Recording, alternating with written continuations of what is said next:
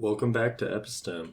This episode will be a Curiosities based on the previous Phasing 101. So we're just going to go a little more in depth into some curiosities we had about phase change materials in general, and hopefully we'll teach you a little bit about how they're used in a few different methods that we didn't talk about in the previous episode, and also just how they work. I'm Hunter.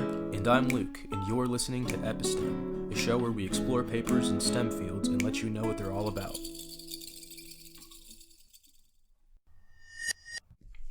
So one of the first things that when we were doing this research and looking through this paper that I was thinking about, that was on my mind, was how are these really effectively used in the world today? Because you can kind of understand the concept of taking something's thermal energy and storing it in a material, but then how do you get that energy back out? So how are they effectively used in the world today in industry?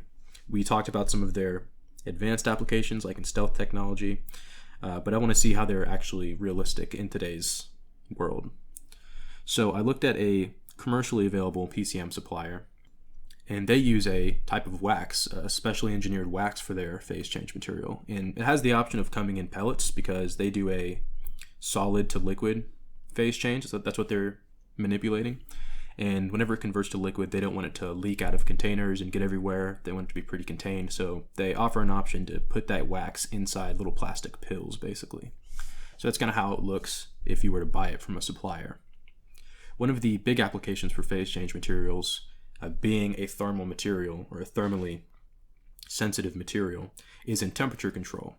So if you think about frozen food or refrigerated food or controlled rooms, for any number of applications in technology and manufacturing or transportation. That's where you might use something like this. So they use different materials in the PCM, slightly different variations of the same wax. They use these different materials to control the melting point of the PCM. That's kind of the special number that they're tweaking to get the perfectly engineered material for their application. So it starts as a solid, and then at this certain special temperature, it changes into a liquid.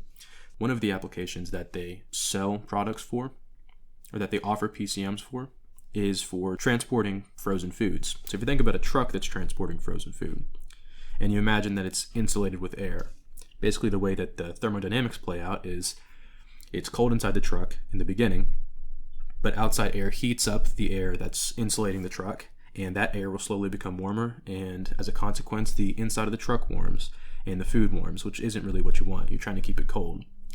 So if you take the same truck and insulated it with PCMs instead of air, the outside would heat up these frozen PCMs, these solid PCMs, until they hit that melting point, which again is tuned for based on the application. So outside air would heat up the PCMs until they would hit that melting point, and from there, all of the energy from the outside air, all of that heat, will go into changing the phase of the PCM until they are all completely liquid. Now, an important thing to note about this is that during a phase change, temperature remains constant. So while all this energy is being absorbed by the PCMs on the outside of the truck that are insulating it, all the air on the inside is still the same temperature. And that's because those PCMs, while they're absorbing all this energy, they're maintaining a constant temperature through that process. So you're able to hold that temperature really low for a lot longer of a time. And this is an application for keeping things cold. You can use them to keep things hot as well, which we'll talk about in a minute. So that's kind of how it's used in refrigeration or temperature control applications. Like I just used in this example, it could be used to transport frozen food, but there are also a lot of pharmaceuticals that need to be temperature controlled during their transportation, and even in scaled down applications like coolers that you take to the beach or on a picnic. You can use it for that application as well. So as he was talking about with drug delivery and pharmaceutical delivery physically, we can also be using PCMs for drug delivery within the body, or the body's ability to take in a drug or just treatment for different diseases and different ailments. PCMs are being researched right now to be able to actually encapsulate a drug, such as a pill format. A good example of a pill that's encapsulated would be like a caffeine pill, or some people have prescriptions such as Focalin, where it's a powdered drug that's encapsulated. So the PCMs would be utilized to make the capsule so that they are able to focus on placing them in fatty acids and other alcohols so that they can actually degrade into the body a lot easier than the current methods, and they're actually going to be costing a lot less than you would assume from the other capsules that are currently being used. So that's interesting. So kind of like in the same way that salt dissolves easier in warm water versus cold water, a pill would dissolve easier if it had a warmer capsule. Is that kind of the idea there? Funny enough, so that's where the phase change material properties come into play, is that they're able to choose materials that will deteriorate or biodegrade within the body in different parts of the body or just in different lengths. So they can find a material that will actually biodegrade slower because it will just slowly disintegrate, or they could use a material that will wait to biodegrade until it hits a certain temperature. So it could be in the body a little longer than they want or than it can right now, or it could be shorter, just depending on the material they're using. But that's where the phase change comes into play, is that they can get different temperature, get PCMs that change at different temperatures. Oh, that makes sense. So the body will absorb it once it becomes, I guess, like a liquid, right? And it's a solid when it's in the cell capsule form. So if you design it to turn into a liquid at a certain temperature, or after absorbing a certain amount of energy, thermal energy, you can determine when in the process of digestion it's going to turn into a liquid and be digested. Is that how it works then? Exactly. So that's how they control the release of the system a lot easier, by actually choosing when and where it's going to be released based on the phase change. Well, that's really interesting. Yeah, I thought so too. With phase change materials being used in drug delivery physically and within the body itself, they are also used in so many other instances, as we talked about in the first episode here. Well, we're going to take a quick break, and after we get back, we're going to talk about some more instances that this is being used.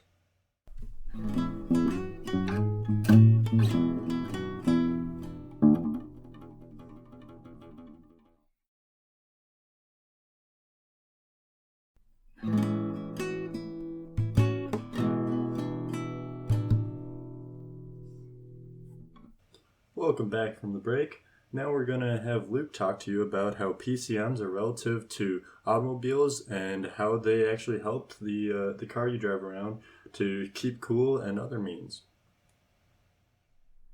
Yeah, they're really used all over the place in all kinds of different fields. So another field, which is pretty different than the ones we just talked about, is automotive. And in a lot of different ways in automotive too. For example, heat management in the engine. In really cold environments, it's important to keep an engine warm even while it's off. The engine won't work as it should if the engine is too cold and if the oil is moving too sluggishly. And there's also just the fact that it kind of sucks to get into a cold car and wait for it to heat up.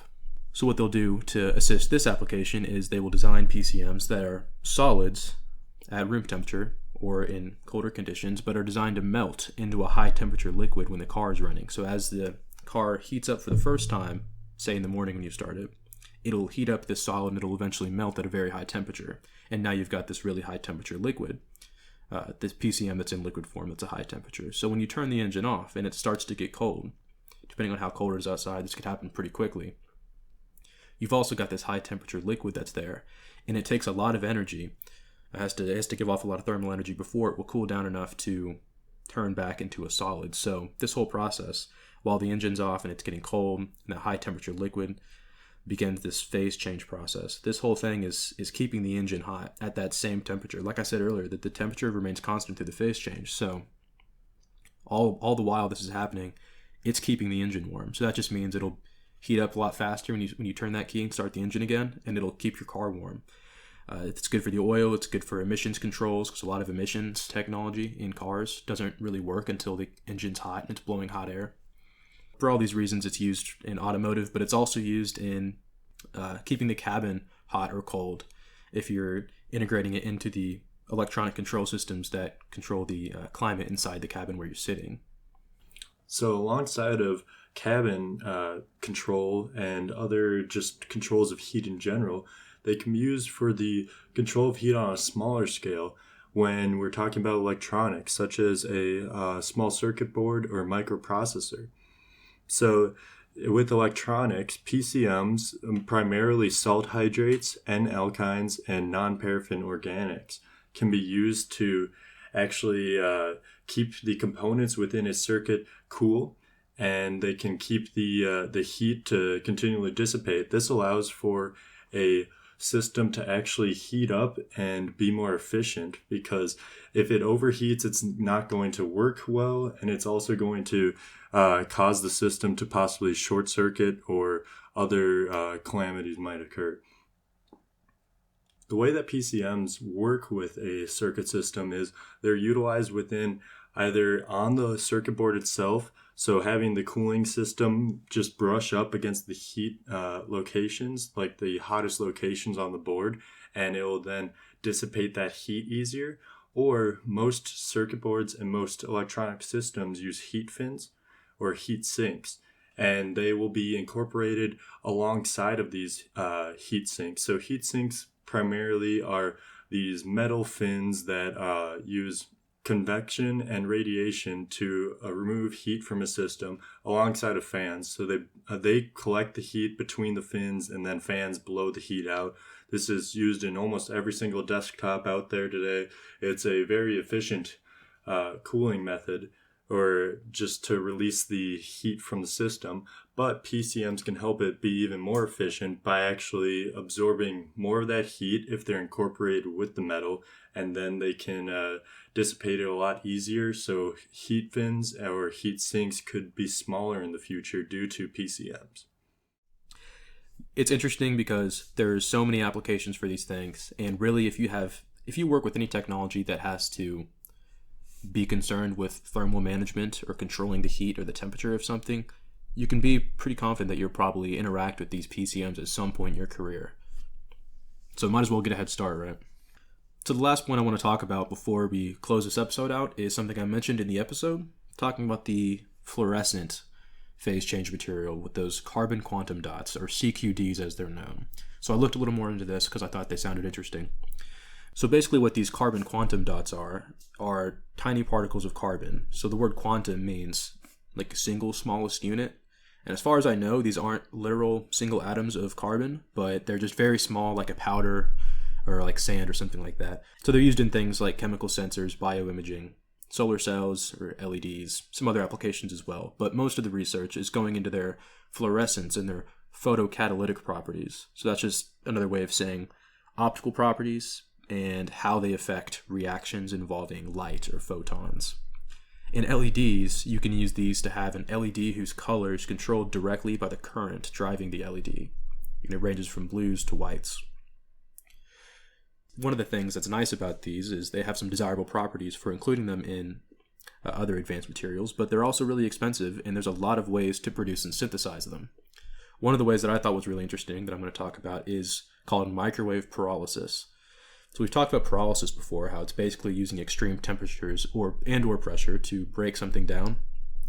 And microwave, this is literally using like your typical household microwave oven. So what you would do is you would mix ethylene glycol, which is a really common substance that's used in antifreeze and brake fluid. It absorbs water. You mix that and saccharide, which is just sugar, into water, and then you put it into a microwave, and that's it. That will produce carbon quantum dots. So pretty crazy that you can make it like that. I haven't tried this at home, but maybe I will one of these days, just to see. I don't want to cause any negative side effects. I don't want to blow up my microwave. But it's pretty cool that you can do it with that, with some simple technology. Mm-hmm.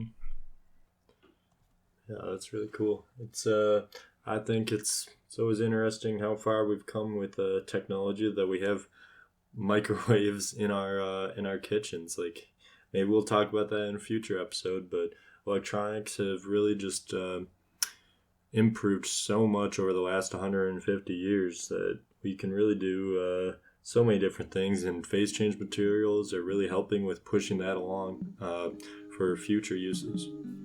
Yeah, absolutely. It's really cool. And if you have any technologies that you find interesting or exciting, that you want to know more about, feel free to reach out to us. Again, our email is epistem.pod@gmail.com. We'd love to hear some ideas or thoughts that you have, especially if you're working on research with any of this stuff directly and you want to hear our take on it or know what else is going on in the world of that technology. So feel free to reach out to us and let us know what you want to hear more of. Please follow us at epi.stem on Instagram. That would be greatly appreciated. We're going to be putting out content every week. Definitely check it out. And of course, if you're feeling especially generous, you can hit us up on Patreon. It's patreon.com/epistem. And we officially have some videos, it's just the audio really, but we have those uploaded to YouTube now. So if you've got anybody who wants to listen to the show but can't because they don't have Spotify or Anchor or anything like that, have them look us up on YouTube. We don't have the whole backlog uploaded yet, but we're working on it. We should have it here pretty soon. So yeah, give us a like and subscribe on YouTube. Yep. As always, thanks for listening and keep on learning. Hope you enjoyed this episode.